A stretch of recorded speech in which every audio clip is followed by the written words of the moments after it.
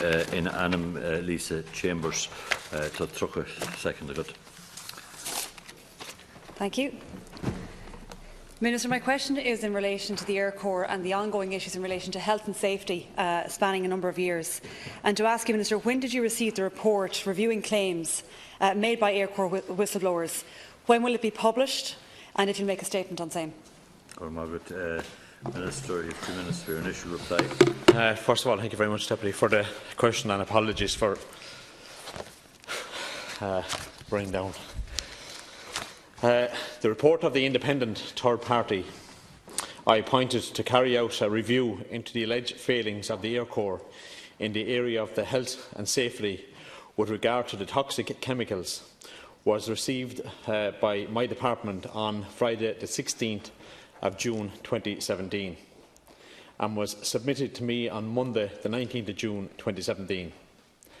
As the Deputy will be aware, the allegations are also the subject of ongoing litigation and I therefore sought legal advice in relation to the report. The Deputy will also be aware of the obligations to protect the identity of those who made the disclosures and will also have to be considered. When the legal advice is at hand, I will determine the next steps to be taken, including the issue of possible publication. The individuals who made the disclosures were identified by my office, that the report has been received and that I have indicated to them that once I have legal advice and have determined the next steps, I will be in contact with them again at that point. I am committed to ensuring that recommendations contained in the report will be acted upon swiftly to ensure the safety of the men and women of the Air Corps. To that end, I have also sent the report to the Chief of Staff for his observations and response that I expect to have before the close of business this week. Minister, do I take it that there is a possibility the report will not be published? And if so, just to say today that that is highly inappropriate and totally unacceptable for the House. Minister, when do you expect to have this legal advice? And when do you expect then that you will decide on what you're going to do next? When will we know what's happening? In terms of the recommendations, you say that you'll implement them fully. Will we even have sight of those recommendations? How will we know that they're being implemented? Minister, the Air Corps whistleblower, there's reports recently that one of the whistleblowers is facing dismissal from the Defence Forces next month due to an industrial dispute. It's reported that the man who made protected disclosures about health and safety management of hazardous chemicals at Casement Aerodrome, Dáil, has been summoned to appear before Defence Forces Medical Board in August. A brief report issued prior to the board meeting has accused the member of chronic ineffectivity due to anxiety and a work-related industrial dispute. The Protect Disclosures Act is supposed to protect people who make disclosures. Minister, have you met this whistleblower to discuss his concerns? Thank you. And Minister, did he inform you that an Air Corps official ordered the shredding of health and safety inspection reports dating back to the 1990s? And if so, I assume he's not the first person to make such an allegation. Minister, what do you propose to do in relation to those reports that can now not be found? Thank you. You'll get back for a second supplementary. Regarding the people that made their protected disclosures, I have met 2 of the individuals. One was unavailable to meet at the time. What I will say is the conversation that I had with both personnel will remain private and confidential to me. I think that's only fair. Regarding the reports that you have spoken about, I have asked the Chief of Staff to investigate those reports that have been spoken about and that I received correspondence on. Regarding the individual in the Defence Forces and a dismissal, I only became aware of this. I don't want to say an exact date, but I've asked for a report on that issue.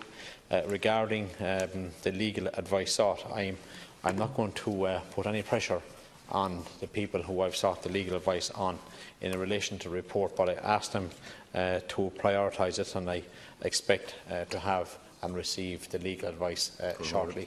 Regarding the publication of the report, as soon as I have the legal advice, as soon as I have the response from the Chief of Staff, and before I make a judgment on myself, and after that I will proceed in the next stage and about the publication, consider the publication of the report. Minister, we have lots of mention of reports, but we actually have missing reports that have not been accounted for in highly suspicious circumstances. We have no review report from yourself in terms of the actual whistleblower allegations. We don't know what the recommendations are going to be, and we've had no health review of those affected. So we've had very little progress, Minister, since we first raised this issue with you in the Chamber, and the progress is extremely slow and very unfair to those affected. Minister, last month I met with 6 former members of the Air Corps personnel, and I'm sure that you have met with at least some of that group. All bar one who's in his 50s were in their 40s, and they are suffering from huge health problems which they all believe stem from their experience of exposure to chemicals in the Air Corps. All have had colonoscopies, in some cases more than one. A has had rectal cancer, COPD, never smoked, neurological neuropathy. B has Hodgkin's disease, COPD, 5 emergency surgeries, has lost his house, his marriage is broken up and lives in constant pain.